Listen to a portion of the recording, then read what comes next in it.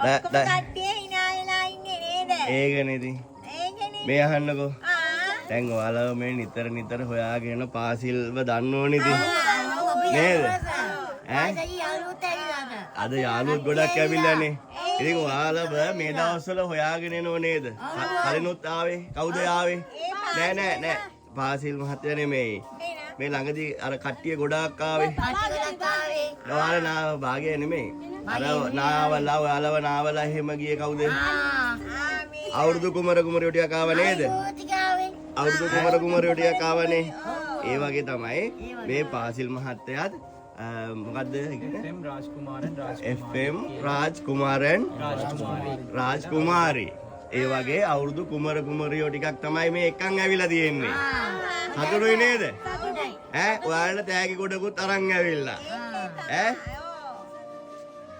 ඉතින් කේක් එකක් ගෙනල්ලා තියෙනවා නේද?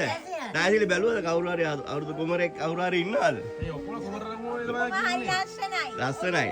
මොනවද හිතෙන්නේ? කුමරෝ දිහා බලද්දි මොනවද හිතෙන්නේ?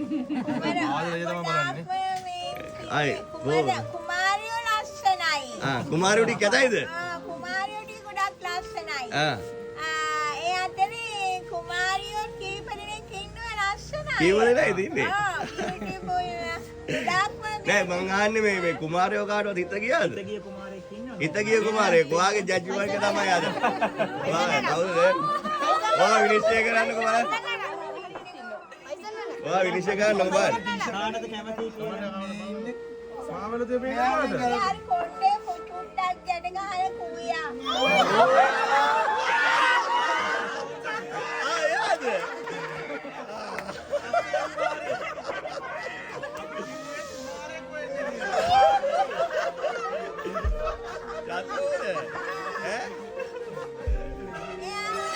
චතුත් එනවා නිතර අපේ සේරු පිටේකට ගල් පාතකට ඒක තමයි ඈ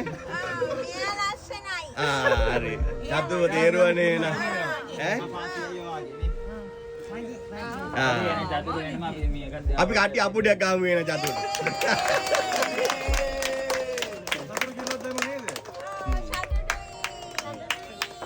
නේ යාලා එනං ඔන්න ඔය පොඩි තෑගි වගේක් ගෑලා තියෙනවා දෙන්න.